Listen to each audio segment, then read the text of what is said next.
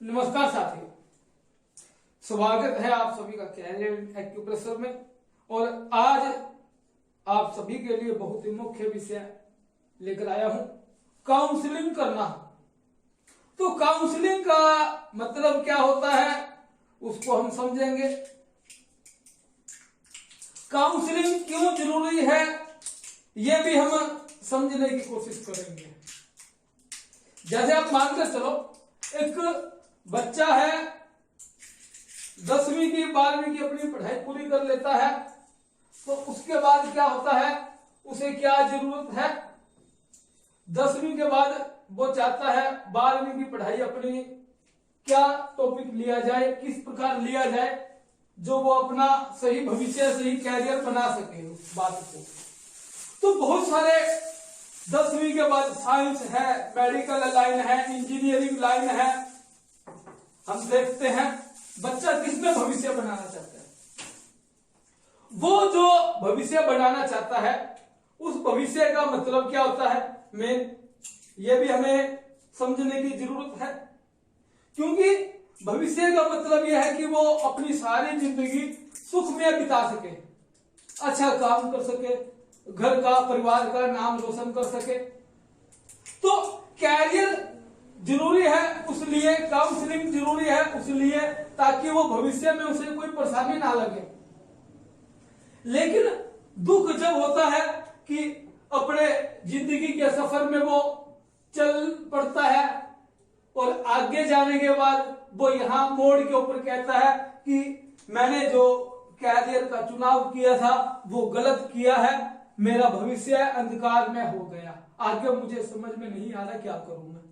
तो उस पर्पज के लिए हमारा फर्ज बनता है कि काउंसलिंग एक ऐसा टॉपिक होना चाहिए जो इंसान की जिंदगी बनाता हो, उसे सही मार्ग दिखाता हो।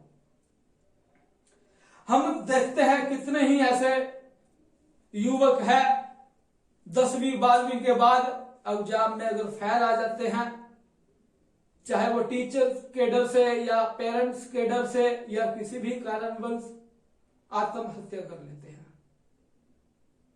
अगर उनको उनकी जिंदगी के बारे में, उनके भविष्य के बारे में सही जानकारी पहले से होती, सही ज्ञान होता, तो हमें उम्मीद है ऐसे बच्चे हमारे परिवार के, हमारे देश के इतना बड़ा गलत कदम नहीं उठा पाते। वो उठाने की सोचते ही नहीं, वो इतना बड़ा गलत कदम। तो हमारी सोच क्या होनी चाहिए, हमारे परिवार में जो बच्चे हैं, जो छोटे बड़े भाई बहन हैं, जो पढ़ाई कर रहे हैं, जो अपना भविष्य बनाना चाहते हैं, जो अपना कैरियर बनाना चाहते हैं, उन्हें सही मार्ग दिखाया जाए। जब तक उनको उनकी जिंदगी का उद्देश्य के प्रति जानकारी नहीं होगी तो इंसान भटकता रहता है अपनी जिंदगी में, आगे थोड़ा उसमें दुख रहता है। अगर हमें सही कैरियर का चुनाव, सही भविष्य, सही जिंदगी का सफर, रास्ते का हमें पता चल जाए तो ऐसे बच्चे आत्महत्या नहीं करते, परिवार सुख में बनता है, जिंदगी सुख में बनती है। तो इसी प्रकार एक्यूप्रेशर है। एक्यूप्रेशर में हमें कैरियर बनाना है, अपना भविष्य बनाना है।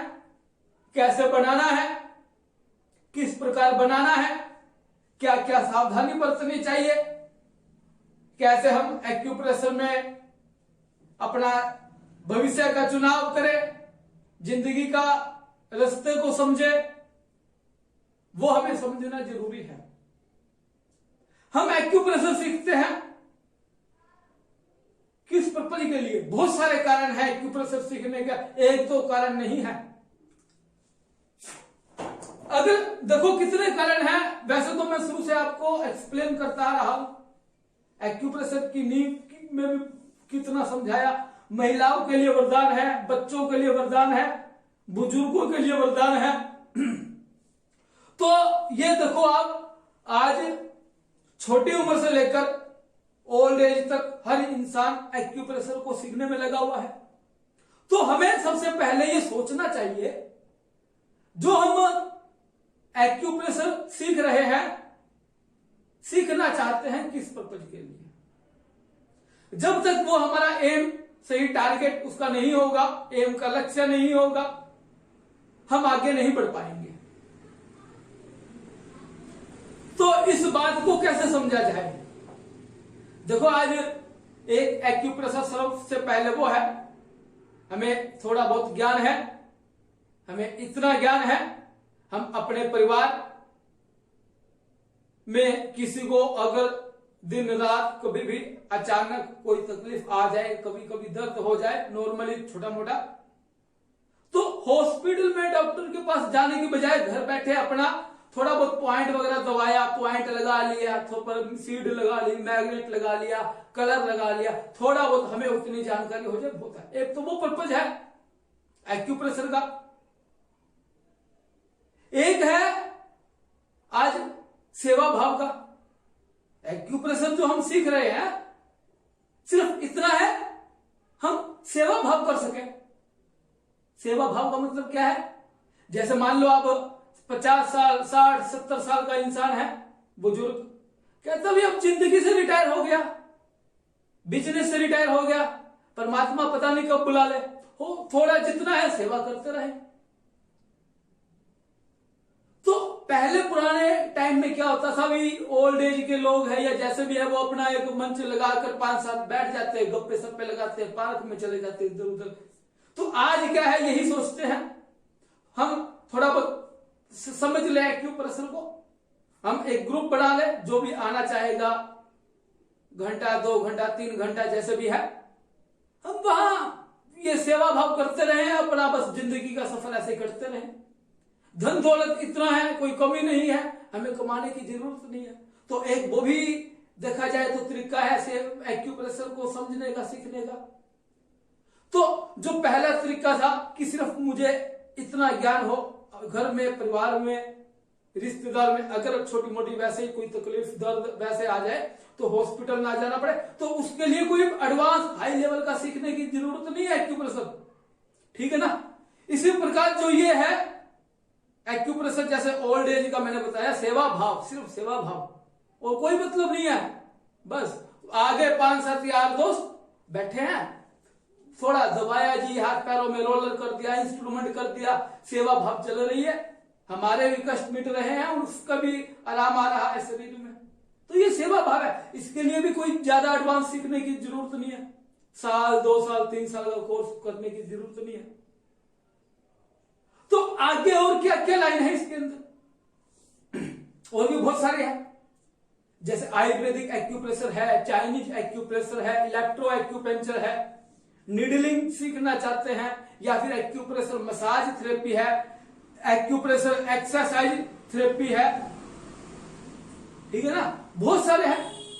लेकिन किस सिस्टम में किस प्रकार का जानकारी होती है और किस प्रकार उसमें सेवा भाव होता है, किस प्रकार घर में एक हम सोचते हैं आमदनी का जरिया हो जाए, अपना काम चलता रहे, मरीजों की सेवा भी होती रहे, कुछ इनकम भी आती रहे, तो वो भी एक तरीका है। वहां पर भी अगर आप बेसिक थोड़ी बहुत नॉलेज है, सुजोग की नॉलेज है, थोड़ी बहुत कलर लगाने की नॉलेज है, पॉइंट लगाने की नॉलेज है, आपको सही जानकारी है, और छोटी मोटी तकलीफें अगर आप वहां हैंडल करते हो, पैरों में दर्द, घुटनों में दर्द, सिर में दर्द, पेट में दर्द, हाथ पैरों में दर्द हो गया, छोटी मोटी तकलीफें आती गई, तो वहां बुखार आ गया और सर्दी खांसी जुकाम हो जाता है, उस हिसाब से सेवा भाव करते रहे, इनकम सोर्स बन जाए, तो वो भी एक बहुत बढ़िया चुनाव है आप सभी के लिए। और एडवांस आप जाना चाहो, आप ये देखो, अगर आप सोचते हो कि मैं एक बड़ा हॉस्पिटल टाइप क्लिनिक खोलूं, जहां मेरे पास पेशेंट आए, सीरियस आए, क्रोनिक आए, डॉक्टरों ने जवाब दे दिया, बिस्तर पर है, चल फिर नहीं सकता, पैरालिसिस वाला आ गया, किडनी डायलिसिस वाला आ गया, तो अगर आप वो वहां तक जाना चाहते हो तो बहुत एडवांस आपको जानकारी जरूरत है, बहुत ज्यादा डीपली आपको समझने की जरूरत है। वहां पेशेंट आपके पास बैठे हैं, आप किताबों में लगे हो, ट्रीटमेंट देख रहे हो, कोई खास बात नहीं है, वो चलता है, थोड़ा बहुत तो वही जानकारी लेनी पड़ती है। लेकिन आपको इतनी भी समझ नहीं है, मोबाइलों में लगे हुए हो, जगह जगह ढूंढ रहे हो भाई इस पेशेंट का हमें कैसे हैंडल करें, कैसे ट्रीटमेंट बनाए, कैसे प्रोटोकॉल बनाए, कैसे करें ट्रीटमेंट। अगर इतनी जानकारी आपको नहीं है और आप डीपली जा रहे हो तो वो आप लाइफ खराब है, आपकी बेकार है। वो क्यों बेकार है? वही बात हो गई, एक 10वीं 12वीं वाला बच्चा कैरियर बना रहा है, भविष्य बनाना चाहता है अपना, उसे ये नहीं मालूम चुनाव कैसे करें कोर्स का, साइंस में जाएं, साइंस में भी आगे कितनी लाइनें हैं, मेडिकल लाइन है, नॉन मेडिकल लाइन है, इंजीनियरिंग लाइन है, इंजीनियरिंग में भी कितने हो गए, कंप्यूटर में देख लो, computer software, computer hardware, computer engineering, computer designing, web designing, कितनी लाइनें हैं। तो आपका एम क्या है, आपका मकसद क्या है, इस बात को सोचना समझना आपका जरूरी है। तो काउंसलिंग क्यों जरूरी है? काउंसलिंग इसीलिए जरूरी है। तो अगर आप चाहते हो डीपली, जैसे kidney dialysis, paralysis, chronic patient है, कैंसर टाइप के पेशेंट है, ऐसे क्रोनिक मेरे पास आ रहे हैं, बिस्तर पर है 8 साल से 10 साल से, उसको मैं चाहता हूं कि वो अपने आप बैठे बिना सहारे के, उसके हाथ पैर जो पड़े पड़े बिस्तर पर कई साल पत्थर के बन गए हैं, उंगलियां मूवमेंट नहीं कर रही है, वो मूवमेंट करनी शुरू कर दे, ऐसा वो मैं उसको बना दूं, अपने आप वो इतना लायक हो जाए, टॉयलेट बाथरूम जाने के काबिल हो जाए, इस लायक बनाऊं। तो आपको डीपली थोड़ा जाना पड़ेगा, गहराई में जाना पड़ेगा, आपको वो सारी बातें, वो सारी चीजें, वो सारा सिस्टम जानने की जरूरत है जो एक बड़ा बड़ा MBBS, MD, PhD लेवल का डॉक्टर, जो सर्जन है, जो सर्जरी कर रहा है, जो किडनी में पथरी आ गई या गॉल ब्लैडर में पथरी आ गई तो गॉल ब्लैडर में कोई पथरी निकाल रहा है, कोई गॉल ब्लैडर को निकाल रहा है, कोई महिलाओं में यूट्रस की समस्या है गंभीर क्रोनिक तो उसको निकाल रहा है, हड्डियां एक्सीडेंट हो गया, हड्डियों का फ्रैक्चर हो गया, हड्डियों को जोड़ने में लगा हुआ है, तो उस लेवल तक पहुंचने के लिए आपको बहुत कुछ डीपली, बहुत कुछ जानकारी, बहुत कुछ गहराई में आपको जाना पड़ेगा, समझना पड़ेगा एक्यूप्रेशर। अगर आप पेशेंट हैंडल करते हो ऐसा, आपने इतनी जानकारी नहीं है उनका कैसे डायग्नोसिस करे, कैसे बीमारी को पहचाने, कैसे उसका इलाज करे, अगर 10 बीमारी है, लीवर की भी आ रही है, किडनी की भी आ रही है, हार्ट की भी आ रही है, तो हम सबसे पहले किस प्रकार उपचार करें, कौन सा प्रोटोकॉल लगाएं, कैसे समझे उसको, तो वहां तक अगर आपको उतनी जानकारी नहीं है और आप ये सोचते हो कि सिर्फ अब पॉइंट लगाने आ गए, मेरे को प्रोटोकॉल मिल रहे हैं किताबों में, मोबाइलों में, ज्यादा सीखने की समझने की जरूरत नहीं है, तो वो कैरियर बर्बाद है आपका भी। और जो हमारे पास पेशेंट आ रहा है, क्लिनिक में मरीज आ रहा है उपचार के लिए, तो उसकी भी जिंदगी देखो कितना वो आपके पास आ पाएगा, सोचने वाली बात है, कितना वो आपके समक्ष इलाज करवा पाएगा जब वो उसको फर्क ही नहीं पड़ेगा। हम पॉइंट लगा रहे हैं, हम इलाज कर रहे हैं, हमें ये नहीं मालूम कि उनका रिजल्ट क्या रहेगा। जब हमें इन सब बातों की समझ ही नहीं है, हम कैसे अपना कैरियर बना पाएंगे एक्यूप्रेशर के अंदर। तो मेरी सोच जो है, मेरी यही है, हम हर तरह के मरीजों को हैंडल कर सकते हैं, इलाज कर सकते हैं, बाकायदा हमें इस बात की समझ हो कि आने वाले मरीज की बीमारी, जो लक्षण, जो सिम्टम्स हम देख रहे हैं वो क्या है, किस प्रकार है, किस ऑर्गन से संबंधित है, वो अभी सिर्फ ऊपरी सतह पर ही है या अंदर ऑर्गन लेवल पर जा रहे हैं या और अंदर टिश्यू लेवल पर जा रही है वो डिसीज, ताकि उनको भविष्य में आगे वो तकलीफें ना आए, वो ठीक रहे, स्वस्थ रहे, सुख में उसका जीवन बीते। तो हमें सोचना पड़ेगा, एक बार समझना पड़ेगा। यहां हमें यह सोचकर चलो, आप अगर हम हमारे घर में, आप अपने घर में अपने बच्चों का कैरियर बनाना चाहते हो, भविष्य बनाना चाहते हो, उनकी जिंदगी बनाना चाहते हो, क्या बनाना चाहते हो, किस प्रकार बनाना चाहते हो, आप क्या चाहते हो अपने बच्चों को किस प्रकार कोर्स का चुनाव करवाए। तो अगर आप एक्यूप्रेशर में अपनी लाइन बना रहे हो तो एक बार सोच कर चलो कि हमने क्या सीखा है, हमें क्या सीखना चाहिए, किस प्रकार सीखना चाहिए। तो जब हम इन सब बातों को सोचेंगे तो हमें हमारे इस मंजिल की तरफ, जिंदगी के सफर की तरफ हमें सही रास्ते का, सही जिंदगी का, सही भविष्य का चुनाव करने में आसानी रहेगी। इजाजत चाहूंगा साथियों, आगे मिलूंगा नए वीडियो के साथ, नए टॉपिक के साथ। तब तक के लिए इजाजत चाहूंगा। धन्यवाद।